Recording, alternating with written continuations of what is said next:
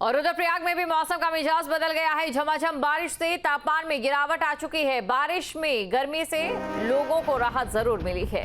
तो इस बारिश की वजह से लोगों को गर्मी से राहत जरूर मिल रही है। ये बड़ी खबर आपको बता रहे हैं। रुद्रप्रयाग में भी मौसम का मिजाज बदल गया।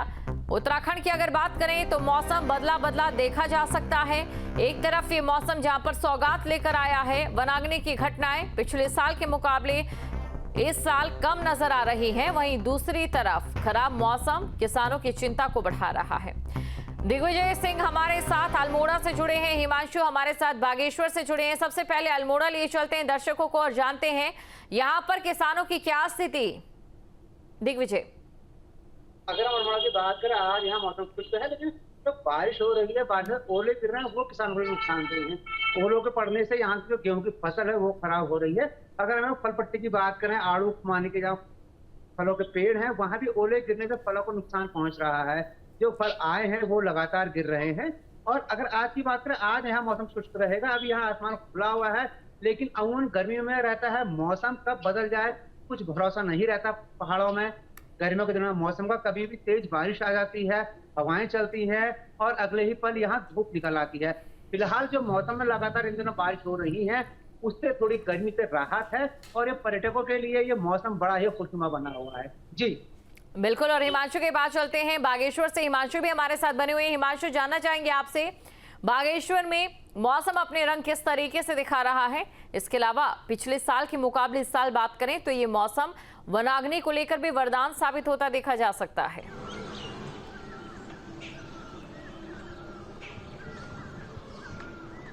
बिल्कुल दीपशिखा, आपका कहना सही है। इस बार मौसम वरदान साबित हो रहा है, खासतौर पे वन विभाग के लिए, क्योंकि इस समय फायर सीजन चरम पर रहता है, फरवरी माह से लेकर।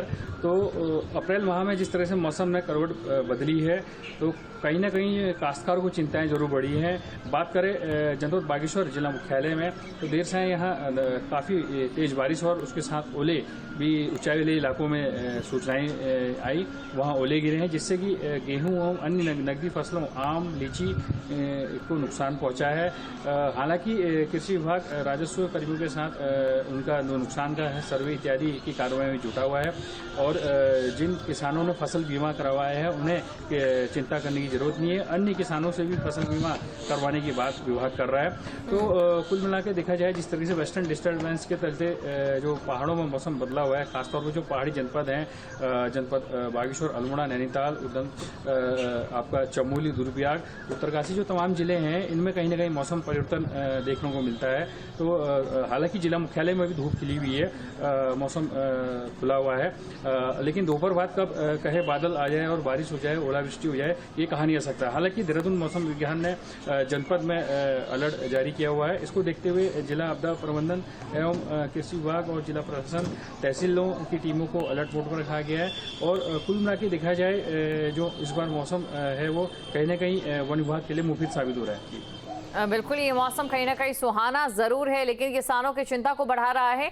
और किसानों की चिंता के साथ साथ उन लोगों की चिंता भी इस समय बात करना जरूरी है जो कि चारधाम यात्रा के लिए 15 लाख लोग पंजीकरण करा रहे हैं। मौसम के बदलने को लेकर किस तरीके की तैयारियां चारधाम यात्रा को लेकर भी? दिग्विजय,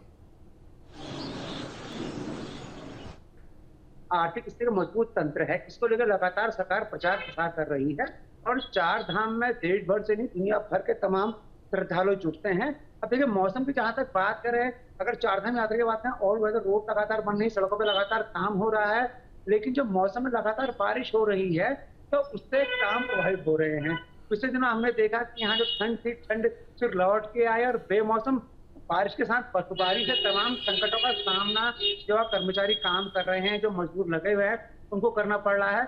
वहीं सरकार ने अपने बार लगातार फीडबैक लिया हुआ है क्षेत्रों से। सरकार चाह रही है कि जो परेशानी पिछले बार लोगों ने भोगी उसको कम से कम किया जाए। लेकिन जो प्राकृतिक होती है, प्रकृति के आगे हमेशा मानव बेबस रहा है। प्रकृति कब अपना रूप बदल ले, कब जो खुला मौसम है, यहाँ एकदम बादल घिराए और लगातार बारिश हो जाए, तो प्रकृति के आगे हमेशा मानव बौना ही साबित हुआ है। लेकिन लगातार तैयारियां शासन प्रशासन की ओर से लगी हुई हैं। पूरे प्रशासनिक अमले को अलर्ट मोड पर रखा गया है। वरिष्ठ अधिकारियों की चार धाम में ड्यूटियां लगाई गई हैं, उनको जोनों में डिवाइड किया गया है। सरकार की कोशिश है कि लोगों की कम से कम दिक्कतें हों, लेकिन सब कुछ निर्भर करता है मौसम पे, मौसम का कैसा रुख रहता है। हमने लगातार हम उत्तराखंड की बात करें, मैं देखा है तमाम तैयारियों के बावजूद जब प्राकृतिक अपने रौद्र रूप में आती है तो हमारी सारी तैयारियां धरी की धरी रह जाती हैं।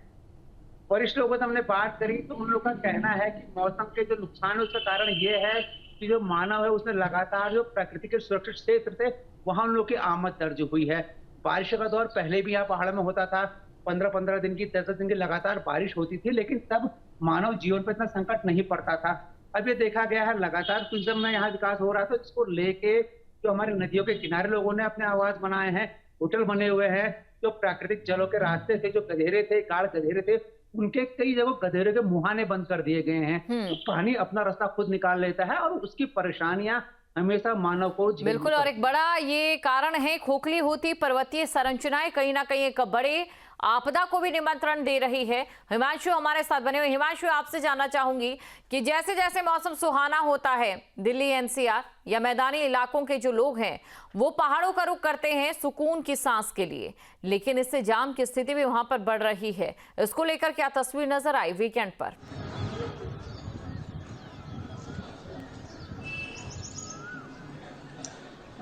जिस तरीके से पर्यटकों की आवाजाही बढ़ जाती है, क्योंकि दिल्ली एनसीआर का जो तापमान है वो बढ़ा हुआ है, तो वर्तमान में तो इस कुल मिला के देखा जाए जो पर्यटकों की जो आमद है वो पहाड़ी हिल स्टेशनों में बढ़ जाती है। खासतौर पे जनपद बागेश्वर की बात करूं तो यहाँ कौसानी प्रमुख स्थान है जहाँ देश भर से यहाँ पर्यटक पहुँचते हैं, और ये चारधाम का रूट भी है। यहाँ से चमोली, गढ़वाल, ग्वालदम होते हुए यहाँ से लोग गुजरते हैं।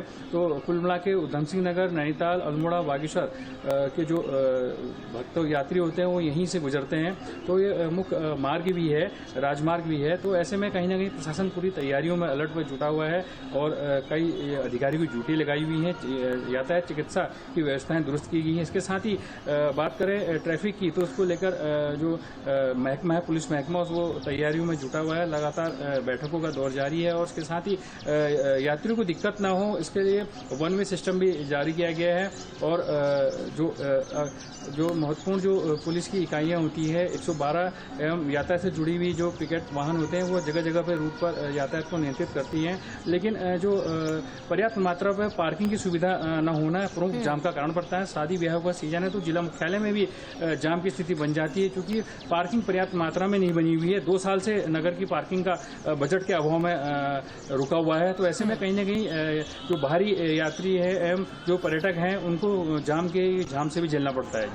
बिल्कुल, कुल मिलाकर चारधाम यात्रा का आगाज भी होने जा रहा है। वहीं दूसरी तरफ 15 लाख लोगों ने अपना पंजीकरण भी करा लिया है। प्रशासन के सामने चुनौती है इन तमाम चीजों में जनता को सुविधाओं तक पहुंचाने के साथ ही बदलता ये मौसम देखना ये होगा कि क्या कुछ और कदम उठाए जाते हैं। शुक्रिया आप दोनों का।